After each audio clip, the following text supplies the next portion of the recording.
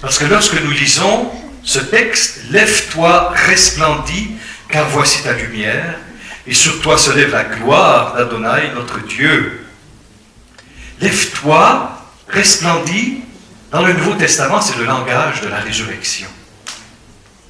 Nous, nous traduisons par ressuscité. En fait, c'est Jésus a été relevé d'entre les morts. Alors, quand nous disons « Lève-toi », c'est la puissance de la résurrection qui saisit nos vies et qui nous lève. Et dans la puissance de la résurrection du Seigneur, nous pouvons, par lui, resplendir. Alors, ce verset est réellement dans un contexte eschatologique, dans un contexte de fin du monde. Mais je vous ai dit ce qu'est pour le cœur de Dieu la fin du monde. C'est la manifestation de la gloire du Seigneur dans tout le cosmos et chacun d'entre nous dans l'humanité. Donc, lève-toi resplendis, c'est un langage de résurrection. Relève-toi, allez, hop, sors de ta mort, c'est ce que ça veut dire. Debout resplendis, lève-toi, brille, illumine, car voici ta lumière. Et sur toi se lève la gloire du Seigneur. Tandis que les ténèbres s'étendent sur la terre et l'obscurité sur les peuples, sur toi se lève Adonai. Et sa gloire sur toi paraît. Alléluia. C'est un texte magnifique, hein? Isaïe a vraiment été inspiré. Et pour proclamer un tel texte, nous dit la première lettre de Pierre, je trouve ça tout de suite, au chapitre 1, verset 11, première Pierre 1, 11, Isaïe était habité de l'Esprit du Christ lui-même. Parce que la parole de Dieu nous dit, ils ont cherché à découvrir quel temps et quelles circonstances avait en vue l'Esprit du Christ qui était en eux quand il attestait à l'avance les souffrances du Christ et les gloires qui les suivraient. Verset 12. Il leur fut révélé que ce n'était pas pour eux-mêmes, mais pour vous qu'ils administraient ce message, que maintenant vous annonce ceux qui vous prêchent l'Évangile dans l'Esprit Saint envoyé du ciel et sur lequel les anges se penchent avec convoitise. Alléluia. Tu vois, Isaïe était rempli de l'Esprit du Christ. Et illuminé par lui, il a tenu ce langage de résurrection. Lève-toi, ressuscite, sors d'entre les morts et resplendis de ma gloire, resplendis de ma lumière. Hein, c'est très puissant, ce verset. Et j'aimerais, pour peut-être une demi-heure, trois quarts d'heure, vous donner quelques textes dans la Bible sur la gloire. Vous savez, frères et sœurs, ce qu'est la gloire dans la Bible, la kavod d'Adonai. La gloire dans la Bible, c'est vraiment l'idée de poids. C'est le poids de la gloire de Dieu, l'intensité de sa présence. Mais là, je vais brièvement. Et la gloire, c'est aussi son resplendissement. Il brille, Dieu brille. Et nous voyons dans le psaume 96 au verset 6 et 9, devant lui, splendeur et majesté. Dans son sanctuaire, puissance et beauté. Adorez le Seigneur dans son éclat de sainteté. Alors devant lui, splendeur et majesté. Pourquoi devant lui? Parce que la gloire qui est splendeur et majesté, jaillissant de son être, brille devant lui. Devant lui, splendeur et majesté. Rapportez au Seigneur la gloire de son nom. Adorez Adonai dans son éclat de sainteté. Des mots pour décrire la réalité de la splendeur, de la beauté de Dieu, que nous pouvons tous résumer dans le mot gloire. Son éclat de sainteté. Autant de qualificatifs, frères et sœurs, pour tenter de décrire l'expérience que nous faisons de la gloire de Dieu au milieu de nous. Et l'homme biblique, quand on lit les psaumes, a conscience de cette gloire. Je dis bien a conscience. Et quand nous prenons conscience d'une réalité, c'est qu'elle s'impose à nous. Soit par expérience, soit au niveau de la compréhension intellectuelle, nous prenons conscience d'une réalité qui souvent était là au milieu de nous, vivante, manifestée de la part de Dieu, mais nous n'en avions pas conscience. Il y a une foule de réalités bibliques comme ça, comme Jacob, lorsqu'une nuit, il voit le ciel s'ouvrir, l'échelle descendre, et les anges qui montaient, descendaient du ciel sur la terre, et là se trouve le Seigneur. Et quelle fut la réaction de Jacob? Ah, je ne savais pas que Dieu était là. Et là, il dresse une pierre, un autel, il la oint d'huile, et Dieu est là, en ce lieu. Tu vois? Alors, avec Jean-Baptiste, c'est la même chose. Il y a quelqu'un au milieu de vous que vous ne connaissez pas. Il était là, mais on ne le connaît pas, on ne le reconnaît pas. Et même nous, frères et sœurs, nous pouvons vivre avec Jésus. Jésus peut vivre avec nous sans que nous en prenions conscience. Des fois, dans mon cœur de prêtre, lorsque je célèbre la très sainte Eucharistie et que je donne le pain de vie à mes frères et sœurs, des fois je n'ose pas lever les yeux. Ce n'est pas pour juger les gens qui viennent communier, mais je vois les gens qui retournent à leur siège et qui font comme si rien n'était. Ils viennent de communier au Seigneur des univers, ils viennent de communier à l'agneau de Dieu qui enlève le péché, à celui qui donne sa vie pour que tu aies la vie éternelle par la foi en son nom, et on vient communier à quelque chose de banal. On va s'asseoir et on attend que ça finisse, quoi. On n'a même pas un mot d'amour, un mot d'accueil pour celui qui se livre à nous comme nourriture de vie éternelle. C'est incroyable. Et c'est très fort ce que dit saint Paul. Et le texte que Paul dit dans l'Épître aux Corinthiens, il faut le proclamer, frères et sœurs. C'est quand il dit à un moment donné, 1 Corinthiens 11, 28, que chacun donc s'éprouve soi-même et qu'ainsi il mange de ce pain et boive de cette coupe. Car celui qui mange et boit sa propre condamnation s'il ne discerne pas le corps. Et c'est puissant ça, hein? Tu manges ta propre condamnation si tu ne discernes pas le corps de celui à qui tu vas communier. Et Paul dit au verset 30, voilà pourquoi il y a parmi vous beaucoup de malades et d'infirmes. Ça vous a jamais interpellé ce verset? À moi, ça m'a toujours travaillé parce que Paul semble mettre en parallèle, voilà pourquoi il y a beaucoup parmi vous de malades et d'infirmes et beaucoup sont morts parce que nous n'avons pas discerné la présence du corps dans le pain que nous mangions et la coupe à laquelle nous buvions. Il faut les dire, ces paroles, frères et sœurs. Parce qu'elle vient en nous faire un examen de conscience. Et c'est ce que dit Paul au verset 31. Si nous nous examinions nous-mêmes, nous ne serions pas jugés. Mais par ces jugements, le Seigneur nous corrige, pour que nous ne soyons point condamnés avec le monde. Donc, il faut savoir, frères et sœurs, comment j'accueille le Seigneur, comment je l'accueille. Et souvent, s'il y a beaucoup d'infirmes et de malades parmi nous, c'est peut-être justement parce que Jésus, faute de l'accueillir avec un cœur humble et amoureux, embrasé, reconnaissant de sa présence, peut-être que Jésus ne peut pas manifester son ministère de guérison dans nos vies au milieu de la très sainte Eucharistie, justement parce que nous ne discernons pas le corps. Et j'avais entendu un pasteur protestant qui utilisait ce verset un petit peu pour mettre de côté notre tradition catholique, qui a compris dans les paroles de Jésus qu'il y avait vraiment la présence de Jésus lui-même dans le pain et dans le vin. Et lui disait, s'il ne discerne pas le corps, mais il parlait de l'Église.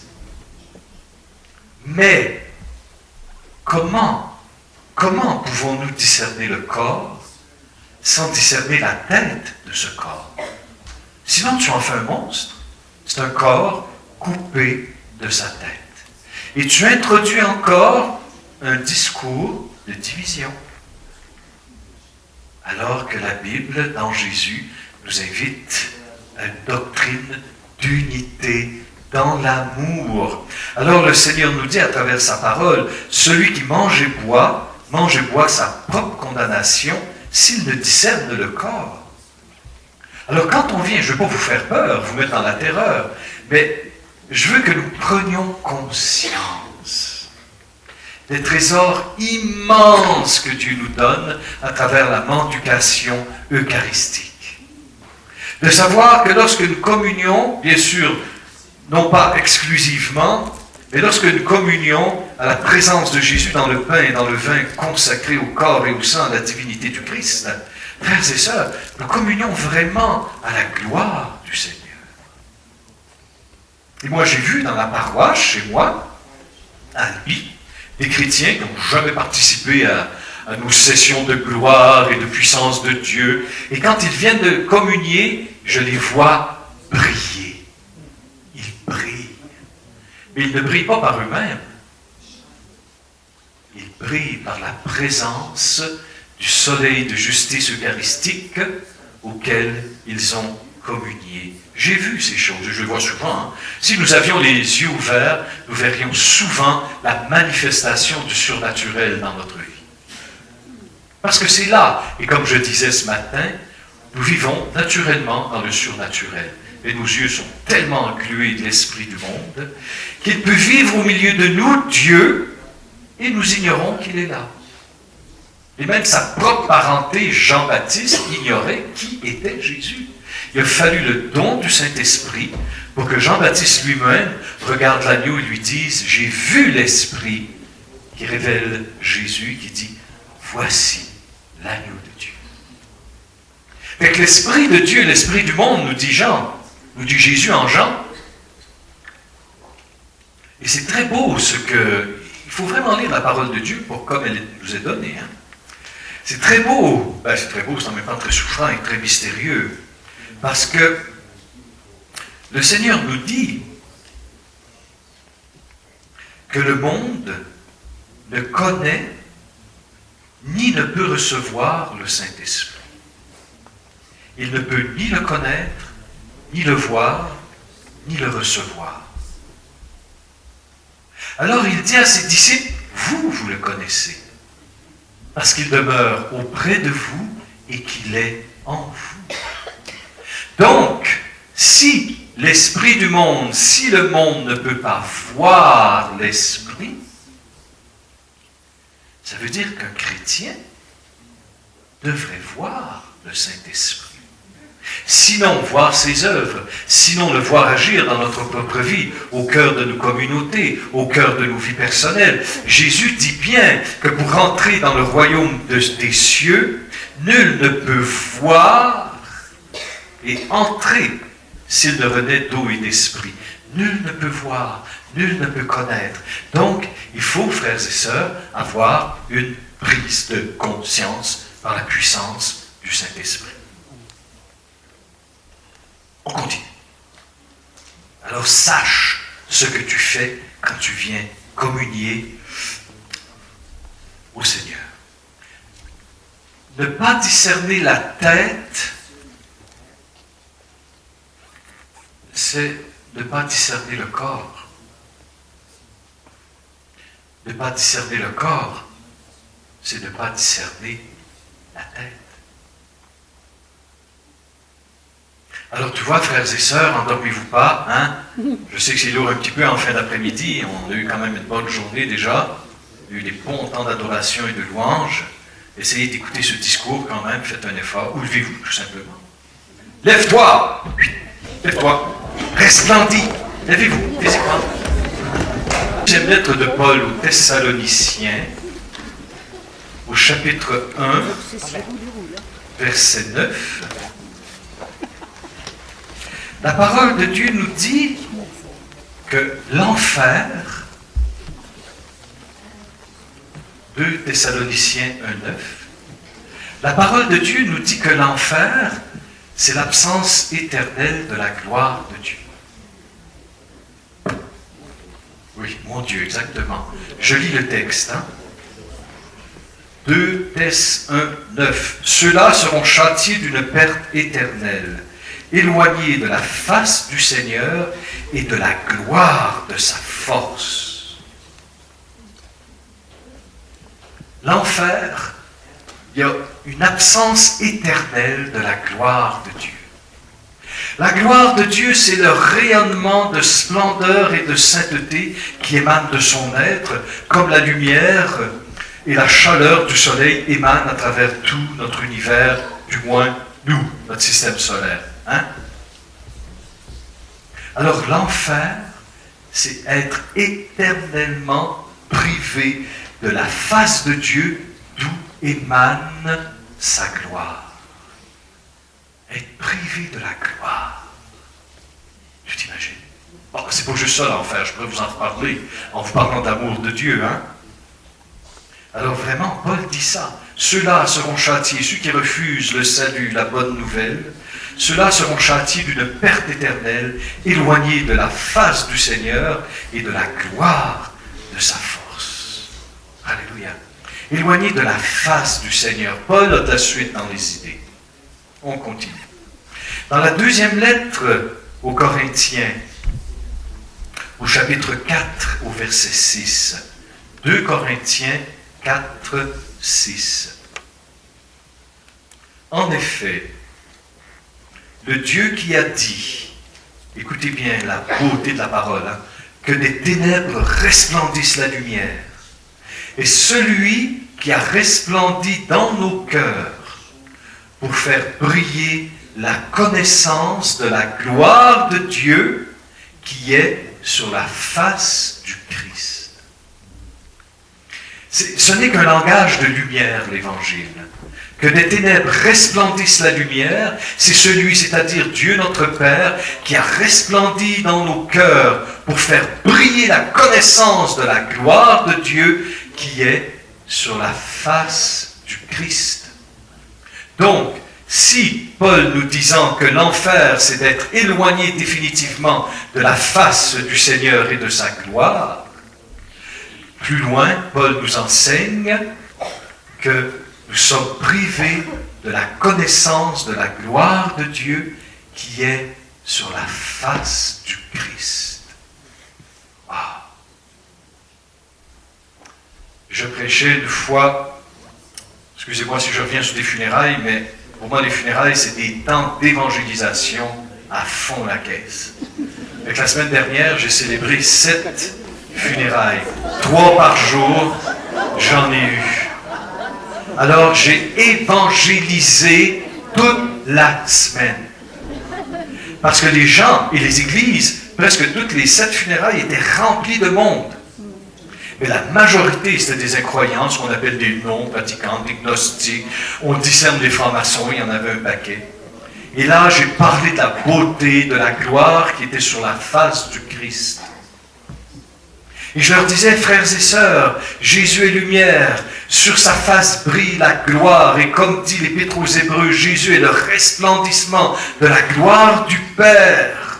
Tu t'imagines de quoi tu es privé éternellement de voir le resplendissement de la gloire du Père qui est sur la face du Christ. Et je leur faisais comprendre que la beauté du Christ n'allait pas camoufler ou cacher toutes les beautés de la création. Au contraire, quand tu contemples Jésus, toutes choses créées par lui retrouvent leur beauté. La lumière qui jaillit de la face du Christ n'est pas éblouissante. Au contraire, quand tu es illuminé par la face de Jésus, tu rentres dans le resplendissement de sa gloire et par la lumière qui est sur sa face, tout devient lumière et gloire. Jésus ne veut pas cacher sa création par la splendeur de sa gloire, frères et sœurs. Il veut mettre en lumière tout ce qu'il a créé, et ça par la puissance de sa résurrection.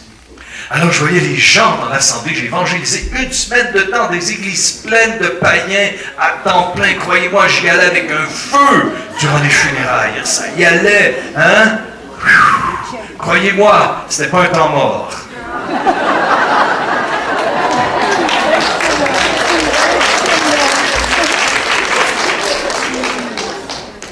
Alors tu vois,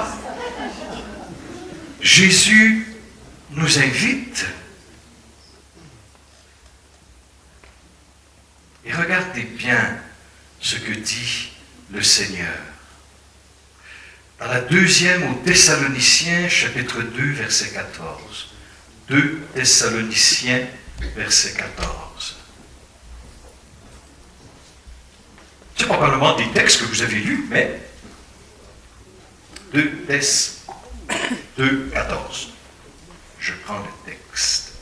Regardez, frères et sœurs, ce que nous dit la parole de Dieu. 14. Je vais commencer au verset 13. 2 Thessaloniciens 13. Nous devons, quant à nous, rendre grâce à Dieu à tout moment à votre sujet, frères aimés du Seigneur, parce que Dieu vous a choisi dès le commencement. As-tu compris? Dieu t'a choisi dès le commencement. Dis à ton frère et à ta sœur, tu as été choisi personnellement par Dieu. Dieu vous a choisi dès le commencement pour être sauvé par l'Esprit qui sanctifie et la foi en la vérité. Écoutez bien le verset 14. Le peuple de Dieu tend une oreille circoncise, c'est-à-dire qui entend la parole et qui l'écoute. C'est à quoi il vous a appelé par notre évangile, écoutez bien, pour que vous entriez en possession de la gloire de notre Seigneur Jésus-Christ. Wouh! Vous avez été choisis par Dieu pour être sauvés par l'Esprit qui sanctifie et la foi en la parole de la vérité, pour que vous entriez en possession de la gloire de notre Seigneur Jésus-Christ. Tu es appelé à entrer en possession de la gloire de Jésus-Christ. Ça m'étonne que tu ne réagisses pas. Applaudissez le Seigneur, frère. Tu te rends compte? Tu es appelé à prendre possession de la gloire de Jésus-Christ. Mon Dieu! On devrait crier ça à pleine voix dans nos églises. Comme ça, nos bons chrétiens catho-catho arrêteraient d'être écrasés par l'accablement de sa vie. Parce que quand tu te sens appelé par le Père lui-même à entrer en possession de la gloire de Jésus-Christ, mon Dieu, tu ressuscites, lève-toi, reste grandi. Alléluia! Alléluia! Cependant, il y a quelque chose qu'il faut comprendre. Adonai Elohim dit en Ésaïe 42:8, « Je suis Adonai ». Ça, quand la Bible dit ça, « Je suis Adonai », c'est une parole d'autorité souveraine. C'est celui qui est debout dans la gloire et qui proclame « Je suis Adonai ». Tel est mon nom. Et le Seigneur dit ma gloire, je ne la donnerai pas à un autre, ni mon honneur aux idoles. Dites avec moi. Je viens de vous proclamer avec plusieurs versets bibliques que nous sommes appelés à entrer en possession de la gloire de notre Seigneur Jésus-Christ. Et le prophète Ésaïe, qui est rempli de l'Esprit du Christ, selon la première lettre de Pierre, au chapitre 1, verset 9. Et là, Dieu nous dit, « Ma gloire, je ne donnerai pas à un autre. » Bien sûr que ce verset biblique concerne l'idolâtrie. Les humains qui adorent d'autres dieux, argent, sexe, pouvoir, domination. Tous ces Mammon actuellement, c'est lui qui règne. Et on lui offre un culte à Mammon. Pourquoi? en sacrifiant les êtres humains. Ça, c'est un culte à Mammon, mes amis. Hein? Attention. Dieu dit, ma gloire, je ne la donnerai pas à un autre, dit l'Éternel, notre Dieu. Je ne donnerai pas ma gloire à un autre.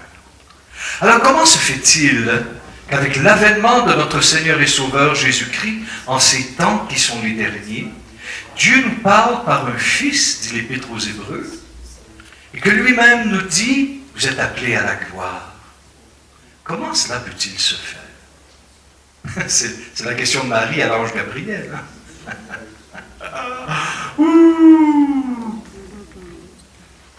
Ah, c'est simple la réponse. Jésus nous dit en Jean 17, 22, « Je leur ai donné la gloire que tu m'as donnée. » Et nous ne pouvons accueillir le don de la gloire de Jésus-Christ qu'en étant un en lui. Et nous sommes un en lui par la foi. Nous sommes un en lui par la foi. Et par la foi, étant incorporés au corps du Christ, qu'est son Église épouse, à ce moment-là, par la foi, je reviens, nous participons aux propriétés glorieuses qui est dans la tête.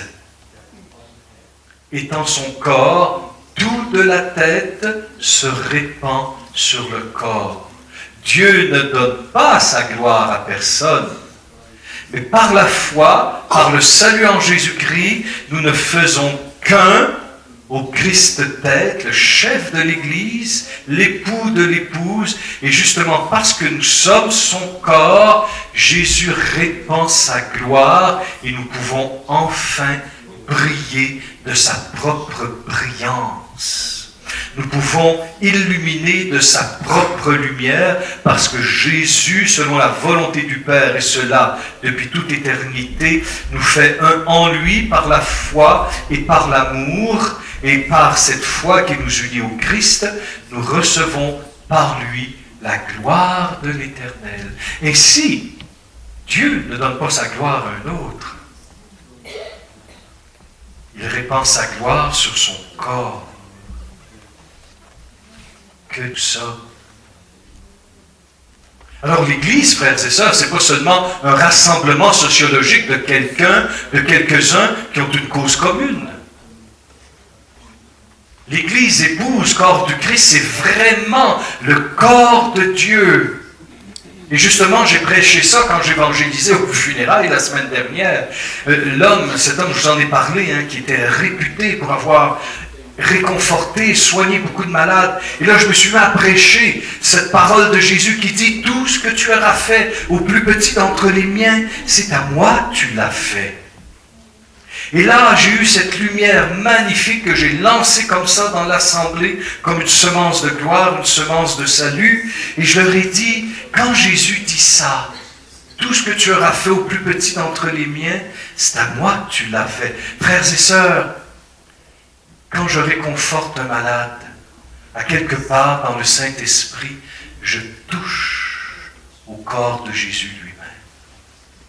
Je touche à la chair de Jésus lui-même. Pense-y.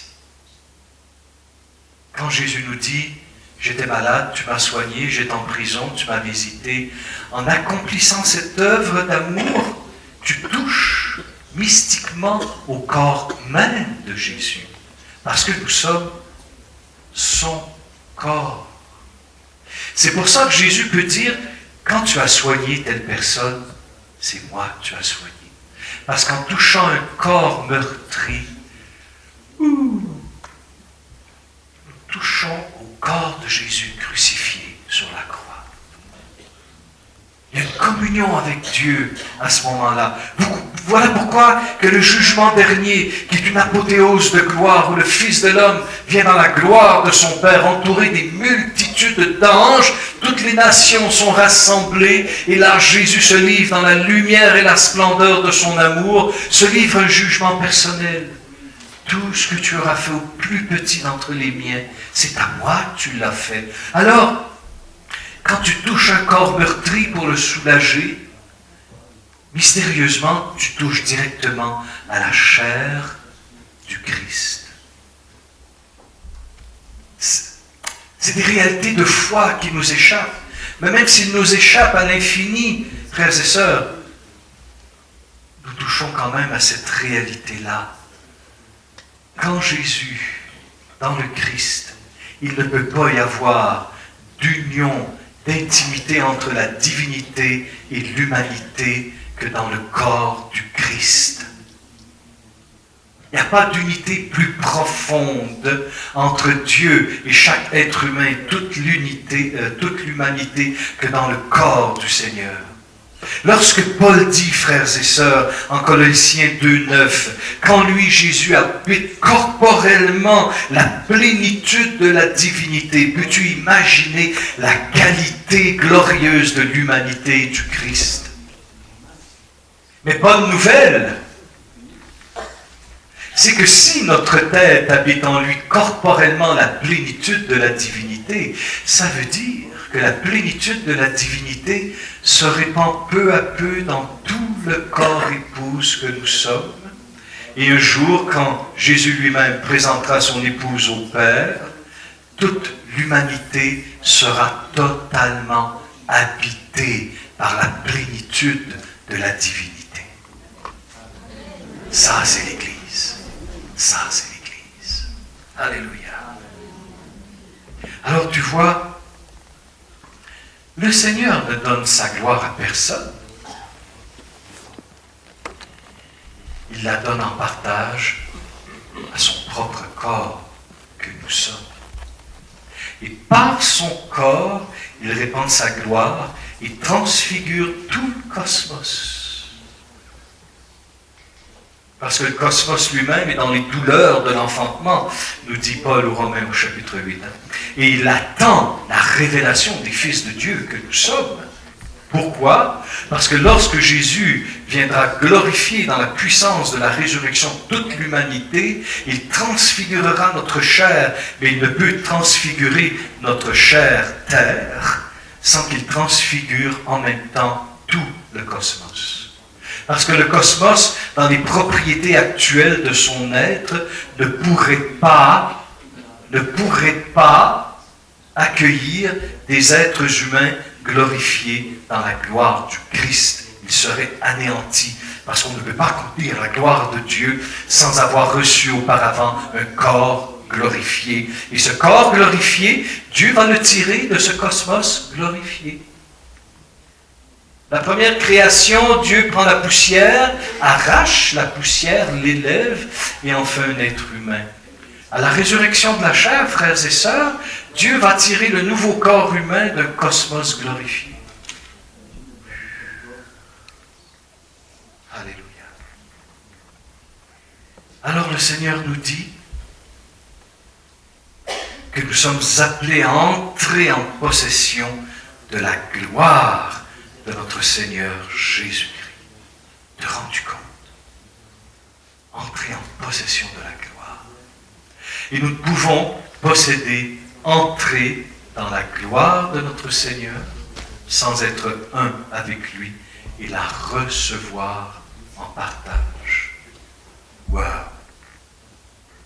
Et le verset 15, alors que Saint Paul s'est laissé aller une révélation absolument extraordinaire pour que vous entriez en possession de la gloire de notre Seigneur Jésus-Christ.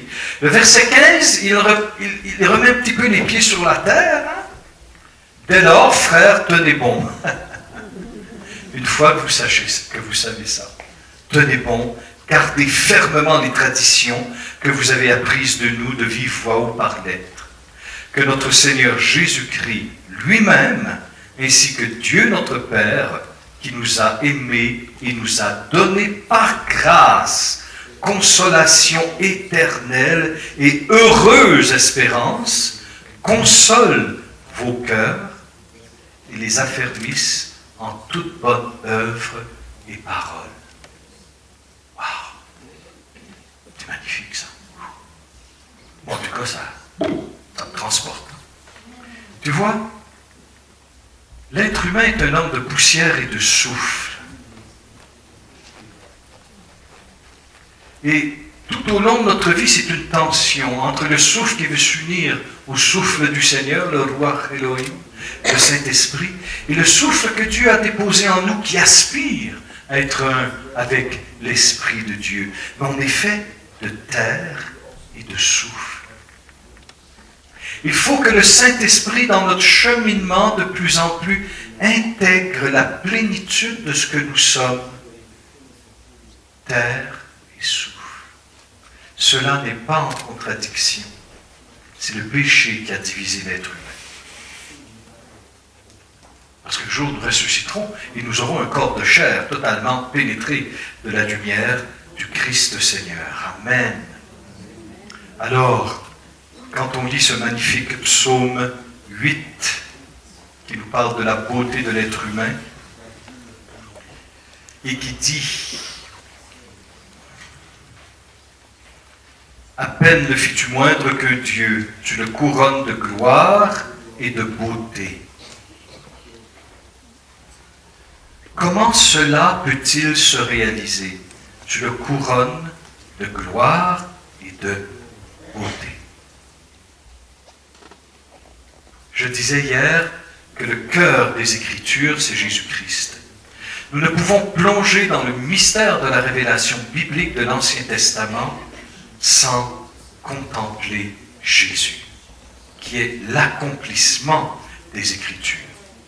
Alors quand le psaume 8 nous dit « Tu le couronnes de gloire et de beauté », tout être humain couronné de gloire et de beauté, Seigneur, comment?